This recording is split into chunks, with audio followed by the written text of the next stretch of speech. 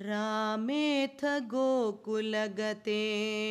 प्रमदा प्रसक्ते पूतानुपेतयमुनादमने मदान्धे स्वैरं समारमति सेवकवादमूढो दूतं न्ययुङ्क्त तव पौण्ड्रकवासुदेवः नारायणोऽहमवतीर्ण इहास्मि भूमौ धत्से किल त्वमपि मामकलक्षणानि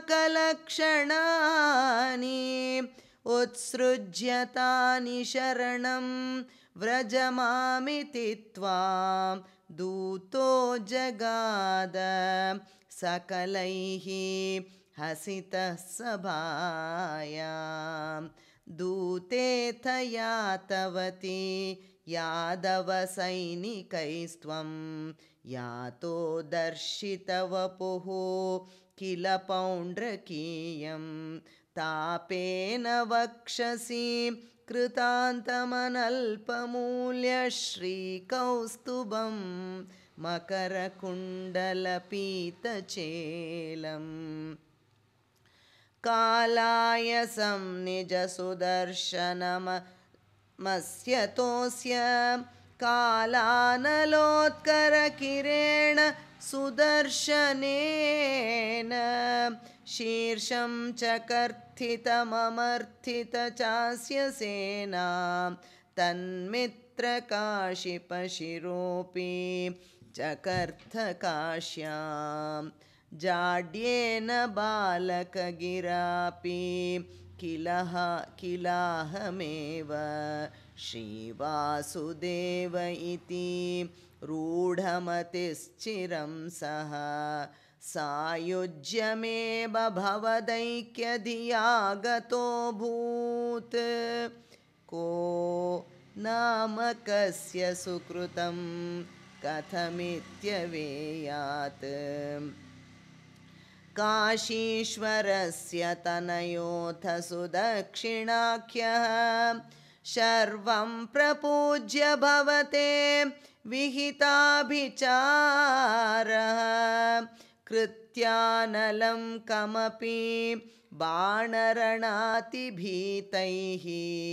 भूतैः कथञ्चन वृतैः सममभ्यमुञ्चत् तालप्रमाणचरणामखिलं दहन्तीं कृत्यां विलोक्य चकितैः कथितोऽपि पौरैः द्यूतोत्सवे किमपि नोचलितो विभो त्वं पार्श्वस्थमाशु विससर्जितकालचक्रम् अभ्यापतत्यमिथ धाम्नि भवन्महास्त्रे हाहेति विद्रुतवती खलु घोरकृत्या रोषात् सुदक्षिणमदक्षिणचेष्टितं तं पुप्लोषचक्रमपि काशीपुरीम् अधाक्षीत् स खलु विविधो रक्षो घाते कृतोपकृतिः पुरा तव तु कलया मृत्युं प्राप्तं तदा खलु तां गतः नरकसचिवो देशक्लेशं सृजन्नगरान्तिके झटिति हलिना युध्यन् अद्धा पपाततलाहतः साम्भं कौरव्यपुत्री हरणनियमितं सान्त्वनार्थो कुरूणां यातस्त्वद्वाक्यरोषो द्रुतकरिनगरो मोचयामास रामः ते घात्याः पाण्डवेयैरिति यधुपृतना नामुचस्त्वं तदानीं तं त्वां दुर्बोधलीलं पवनपुरपते तापशान्त्यै निषेवे